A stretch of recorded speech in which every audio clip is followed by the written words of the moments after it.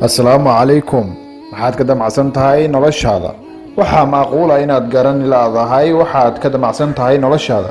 Ma tihid shakhsiga ugu horeeyay oo aan aqoonin wuxuu ka damacsan yahay nolosha. Nolosha waxay u baahan tahay in loo sameeyo halka ay higsanayso.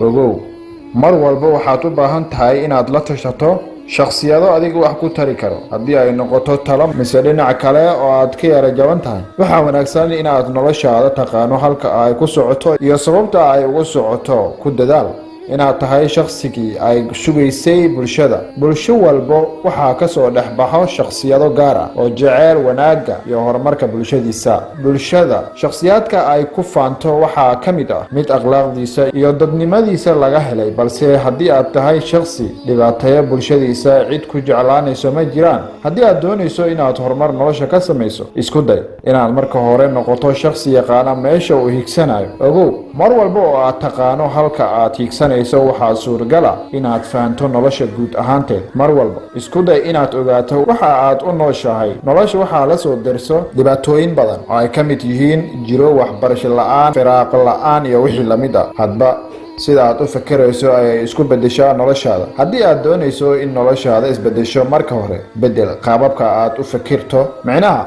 hadalkayga ayaa ah, haddii aad ku fikirayso inaad wax u cunto, hamigaaga oo dhan wuxuu noqonayaa inaad raadiso sidii aad wax ku cuni lahayd. Waana cudur aad u xun. Ku canaano noloshaada inay noqoto mid taqaano halka ay higsanayso iyo waxaad ka damacsan tahay, oo qorshee noloshaada mustaqbalka dhow iyo midka dheerba. Noqo shakhsi ay ku faanto bulshadiisa. Haddii ay noqoto mid akhlaaq ahaan dadaal wanaagsan, waxbarashada iyo guud ahaan wax walba oo kobcin karo bulshadaada. Ogow, shakhsi walba oo dunida ka mid ah wuxuu ka dhashay qoys oo asal ahaanta kasoo faracmay bulshada aad ku dhex nooshahay. Haddii aad ku dhex nooshahay qurbaha, ogow micnihiisa ma ahan inaad wada hilmaamto dadkaaga iyo dalkaaga. Dalka iyo dadkuba dhammaanteen waxaa naga wada saaran mas-uuliyad adag, khaasatan Soomaaliya marka ay noqoto ugama sii jirto, maxaa yeelay waa dal iyo dad u baahan in si cilmiyeysan dib loogu dhiso. Rabbiyow Soomaalida iyo Soomaaliya isjeclaysii. Aamiin. Waxaad nagala socoteen Rajada iyo Maanta. Hadaad ku cusub tahay channelka Rajada iyo Maanta, subscribe saar, sidoo kale gambaleelka ruqmo si aan ku soo gaarsiino muuqaalada xiga. Sidoo kale video like saar,